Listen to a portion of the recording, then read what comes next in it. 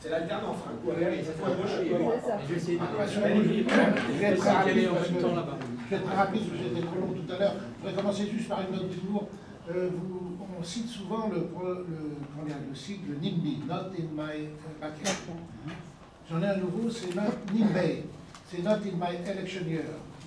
Il y a Banana aussi. Il y a Banana, but absolutely nothing. C'est pas. J'ai été surpris des nombreuses données que vous avez données. Et à un moment, sur un de vos slides, on voit la carte européenne avec des 3 points de projets miniers. Et en France, vous l'avez peut-être dit de façon subliminale, mais en France, il n'y a rien. Quelle est la raison fondamentale pour laquelle, en France, on fait rien? Est-ce que c'est une question justement d'acceptation du public, de politique, voilà, c'est ça ma question. Effectivement, je ne sais plus laquelle, c'est spectaculaire. Vous voyez des ronds partout en Europe et pas en France. C'est le 22. Il y en a qui a fait le numéro, c'est bien. 22. C'est un peu en amont, en amont. On va y arriver. Non, c'est ça. Ah oui, pardon. Oui. Alors, quelles sont les raisons? D'abord, il n'y a pas une seule raison, hein, ça serait trop simple, je vous le dis tout de suite. D'abord, je crois que... parce qu'on pourrait faire presque la même carte sur l'industrie. Et c'est vraiment lié pendant quand même toute partie de notre histoire récente. Il y a eu un certain mythe de la désindustrialisation de la société tertiaire, tout le monde en col blanc derrière un ordinateur, et plus d'industrie, c'est polluant, et c'est fatigant. Donc ça se traduit sur l'industrie, mais s'il n'y a plus d'industrie, il n'y a plus de mine, hein, parce que, enfin voilà, on ne va pas faire juste produire des métaux ou des minerais pour les envoyer dans une industrie à l'autre bout du monde, ça n'a aucun sens. Donc ça, en désindustrialisant la France, ça a aussi, quelque part, arrêté une partie de nos activités minières, et c'est pas parce que c'était épuisé, hein. On a des mines qui sont au standard mondial en termes de quantité de ressources disponibles, qui sont existantes, il suffit d'ouvrir la porte. Hein. Le tungstène, par exemple, au hasard. Donc c'est vraiment pas une histoire de ressources, ça a été une volonté, je dirais, politique à un moment, d'aller vers un modèle de société qui nous mène dans la situation dans laquelle on est aujourd'hui. Et derrière ça, il y avait aussi, c'était lié au fait qu'il y avait une certaine compréhension de la mondialisation qui conduisait, je pense, à imaginer qu'on allait spécialiser les régions du monde en fonction de leurs caractéristiques. Donc il fallait mieux produire ça dans des pays à pas plus de main-d'œuvre, à moins de contraintes environnementales, et se réserver les choses à plus forte valeur ajoutée et plus propres. Bon, je crois que l'histoire nous a montré que c'était que cette lutte un peu décalée, mais plus d'actualité, mais en tout cas on en paye le prix aujourd'hui. C'est clair. Je vous renvoie au livre très bien fait sur le sujet de Nicolas Dufourcq sur la désindustrialisation de la France. Oui, je voudrais juste avoir une précision. Donc, vous avez dit que 10% de l'énergie mondiale était consacrée à l'extraction et la transformation des matières minérales. Alors moi, je pense que l'explication vient tout simplement des 2 gigatonnes de fer. Et là, on doit avoir 90% du coût énergétique. Ensuite, je pense que si on rajoute l'aluminium, on doit avoir les 10% qui suivent. Et je ne peux pas imaginer que 10% ce soit nécessaire pour les étapes de broyage, par exemple. Surtout si, parce que là, on arriverait donc à ce qui est la position de Philippe Biwix à des coûts énergétiques qui seraient très importants, parce que si on doit passer à un ordre de grandeur inférieur en teneur, les opérations de broyage risquent d'être énergivores. Donc, j'ai critiqué par exemple des antinucléaires qui disaient qu'on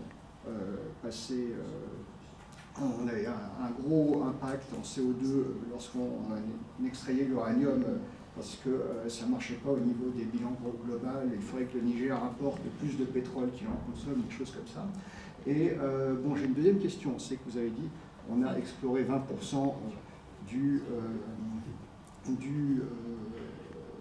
territoire national. Et moi, je me dis, ce qu'il y a à côté, c'est des bassins sédimentaires. La plupart des hydroxydes sont insolubles. Et donc, je me dis, il n'y a pas grand-chose sur les bassins sédimentaires, sauf peut-être, mais alors c'est pas des ressources minérales, c'est de l'huile de roche-mère sous le bassin parisien.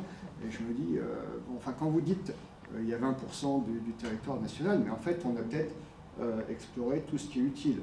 Donc c'est sur ces deux chiffres que je voudrais avoir des précisions. Alors, avant, juste pour revenir sur ce que vous disiez, sur le coût énergétique de l'extraction d'un minerai, le broyage c'est 50% en moyenne.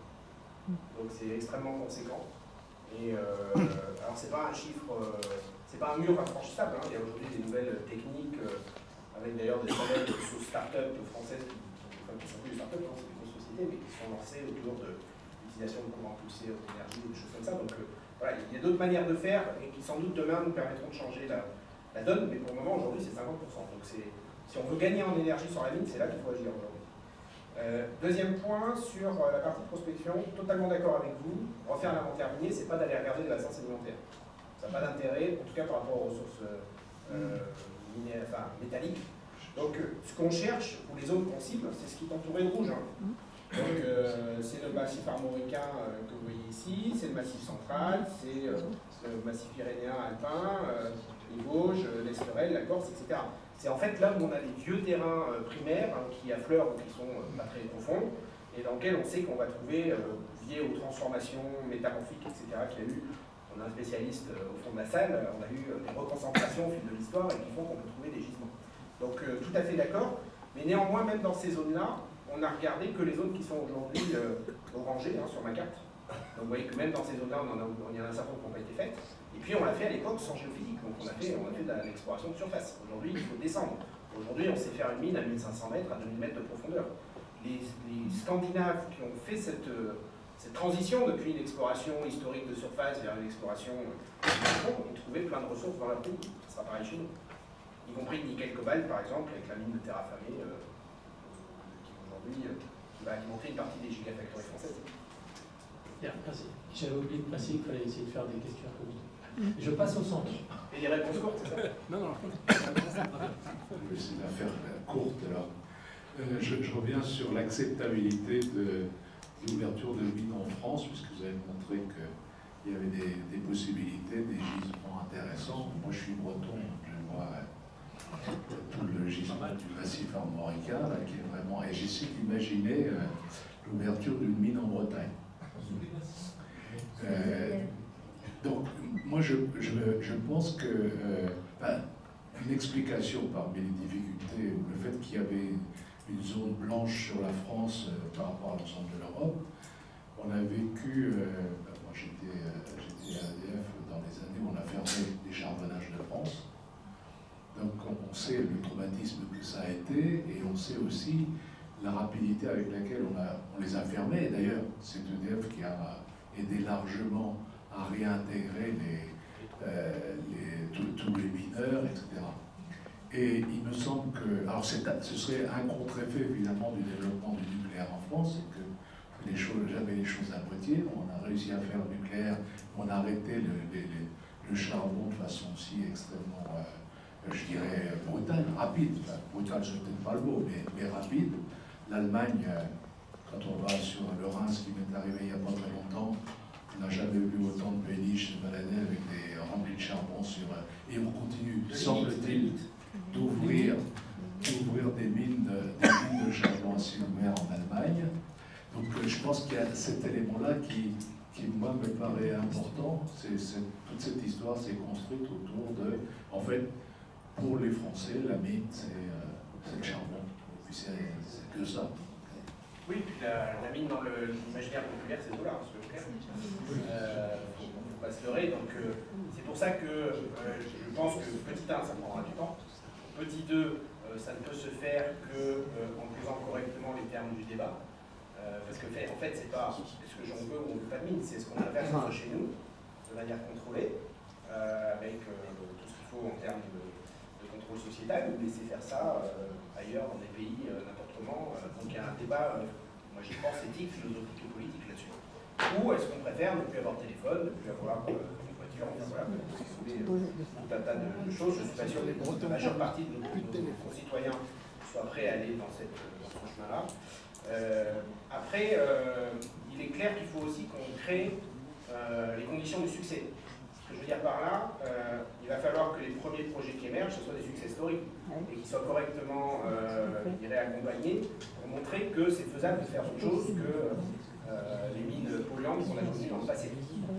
Donc ça, c'est vraiment un enjeu fort, et encore une fois, il faut aussi regarder ce que font les pays, par exemple, encore une fois, scandinaves ou autres, mais il y a des expériences qui sont extrêmement intéressantes, et on voit qu'on est capable d'avoir des mines qui sont avec des impacts environnementaux non pas nuls, parce que ça aussi, il ne faut pas croire que ça n'aura jamais d'impact, c'est pas possible, mais qui soient très limités.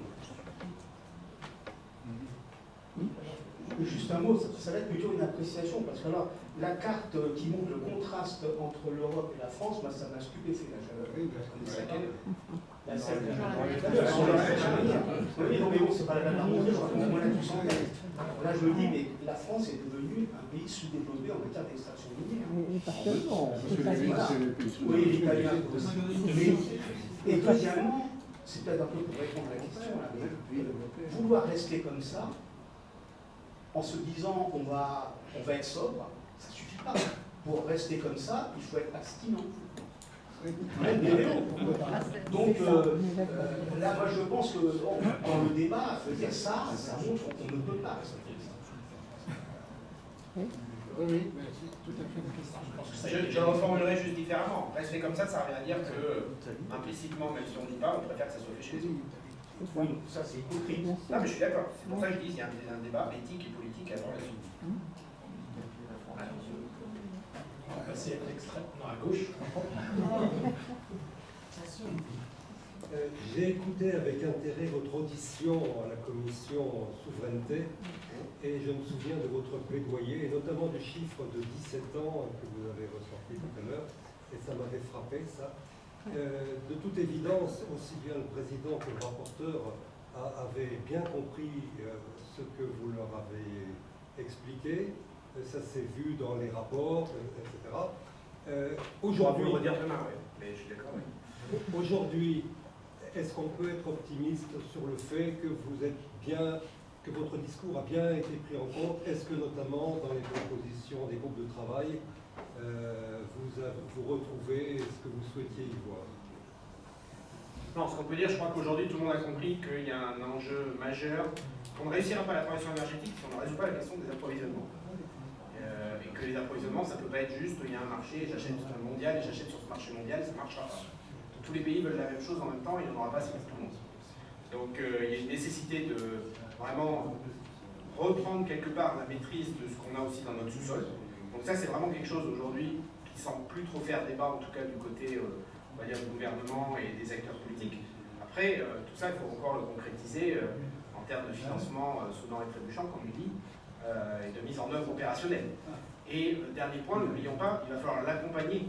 Vous l'avez dit, vous avez été plusieurs à le dire, ça ne va pas être évident et spontané pour nos concitoyens de comprendre qu'il faut ouvrir une mine demain en France. Hein. Donc si on n'accompagne pas ça politiquement, socialement, etc., ça va être compliqué. Donc il y a